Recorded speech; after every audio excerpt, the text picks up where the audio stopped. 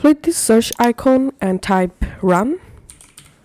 Launch the Run app. In here type REGEDIT, then click on OK. Click on yes, and you directly jump into registry editor.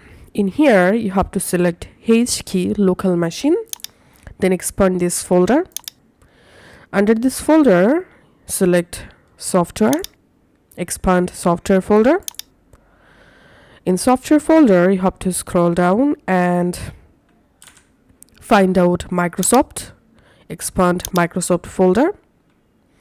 Under Microsoft folder scroll down, find this Windows NT folder, expand Windows NT, and here expand current version.